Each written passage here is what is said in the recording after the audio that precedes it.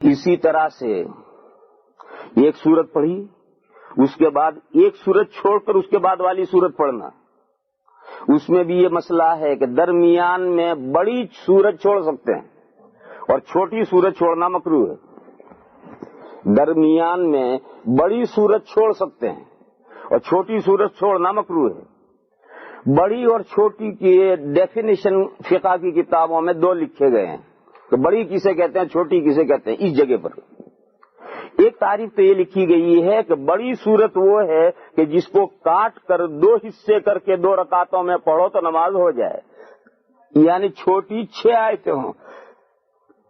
چھوٹی 6 آیتوں کے بقدر ہے تو 3 آیتیں اس رکعت میں پڑھو، 3 آیتیں اس رکعت میں پڑھو تو نماز ہو جائے گی۔ لہذا جس صورت میں چھوٹی چھوٹی 6 آیتیں ہوں وہ بڑی صورت ہے، یا چھوٹی 6 آیتوں کے بقدر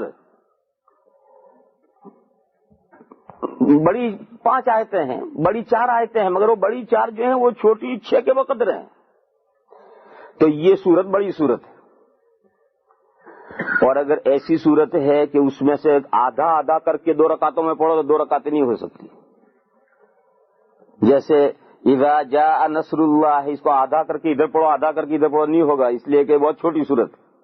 قل هو اللہ کو آدھا ادھر کرو آدھا ادھر کرو 2 رکعتوں میں نہیں ہوگا، چھوٹی صورت۔ اور ارأیت الذی یکذب بالدین، اس کو آدھا آدھا کر کے پڑھ سکتے ہو، آدھی اس رکوع میں پڑھو آدھی اس رکوع میں پڑھو، رکعت میں پڑھ سکتے ہو۔ تو ارأیت الذی یکذب بالدین یہ بڑی صورت ہے۔ تو ایک تو تعریف بڑی صورت کی یہ ہے کہ بڑی صورت وہ ہے کہ جس کو آدھا آدھا کر کے 2 رکعتوں میں پڑھا جا سکتا ہو، اور چھوٹی صورت وہ ہے جسے آدھا آدھا کر کے 2 رکعتوں میں نہ پڑھا جا سکتا ہو۔ لہذا ایک سورت پڑھنے کے بعد میں بڑی سورت چھوڑ دینا بیچ میں، اس میں کوئی حرج نہیں، کیونکہ بیچ میں بڑی سورت ہے اس کو 2 رکعتوں میں پڑھا جا سکتا ہے۔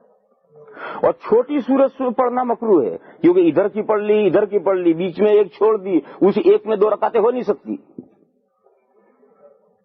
دوسری تعریف چھوٹی کی یہ ہے کہ پہلی رکعت میں جو پڑھی گئی ہے اس سے چھوٹی ہو تو چھوڑنا مکروہ ہے، اور پہلی رکعت میں جو پڑھی گئی اس سے بڑی صورت ہو تو پھر اسے چھوڑ سکتے ہیں، کیونکہ پہلی میں چھوٹی پڑھنا اور دوسری میں بہت بڑی پڑھنا یہ مکروہ ہے۔ جب مکروہ ہے تب کیا کریں گے، دوسری کو چھوڑ کر کے آگے پڑھیں گے۔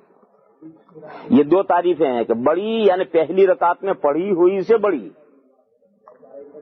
جیسے کہ لإیلاف قریش مثال ہے، لإیلاف قریش یہ پڑھ لی، اب اس کے بعد ارأیت الذی یکذب بالدین آئی، یہ ارأیتا سے بڑی ہے، لہذا اسے چھوڑ کر انا اعطیناک الکوثر پڑھے تو پڑھ سکتا ہے۔ تو ایک تعریف فقہ میں یہ کی گئی ہے بڑی کی، اور ایک وہ کی گئی ہے۔ فتویٰ جو ہے عام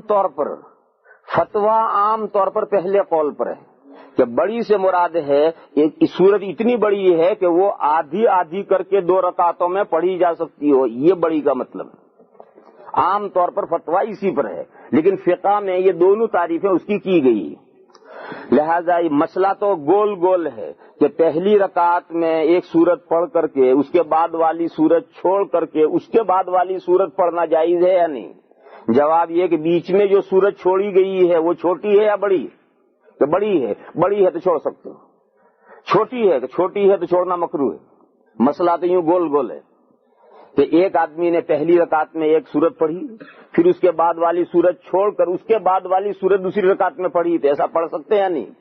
جواب یہ ہے کہ وہ جو بیچ میں سورت چھوڑی ہے وہ چھوٹی ہے یا بڑی؟ کہا چھوٹی ہے تو اس کا چھوڑنا مکروہ ہے۔ کیوں چھوڑی اسے پڑھو؟ کہ نہیں وہ بڑی صورت ہے چھوڑ سکتے ہیں۔ مسئلہ تو یوں ہے، لیکن چھوٹی ہے یا بڑی ہے کا کیا مطلب؟ چھوٹی ہے یا بڑی ہے، یعنی پہلی رکعت میں جو سورت پڑھی گئی ہے اس کے اعتبار سے چھوٹی ہے یا بڑی ہے، ایک مطلب یہ ہے کہ اس کے اعتبار سے چھوٹی یا بڑی، اس پر مسئلہ ہے۔ اور ایک یہ ہے کہ فی نفسی ہی چھوٹی اور بڑی وہ ہے کہ اگر کاٹ کر 2 حصے کر کے 2 رکعتوں میں پڑھ سکو تو وہ بڑی ہے، اور 2 رکعتوں میں نہ پڑھ سکو تو چھوٹی ہے۔ یہ تو فرض نماز کے مسائل تھے جو میں نے آپ حضرات کو بیان کیے۔ نفل نماز میں یہ سب مکروہ نہیں ہے۔ نفل نماز میں بہت سے مسائل، ان مسائل میں سے وہ ہیں جو نفل نماز میں نہیں ہیں. پہلی رکعت اگر بڑی ہو جائے دوسری چھوٹی ہو جائے تو کوئی حرج نہیں، اس لیے تو فرضوں میں ایسا ہوتا ہی ہے. اور پہلی بڑی ہو جائے دوسری چھوٹی ہو جائے تو ایسا بھی ہوتا ہے. پہلی بڑی ہو جائے دوسری چھوٹی تو فرضوں میں ہوتا ہی ہے، لیکن پہلی چھوٹی رہے اور دوسری بڑی ہو جائے، اور بڑی واضح طور پر بڑی، اس میں بھی نفلوں میں کوئی حرج نہیں.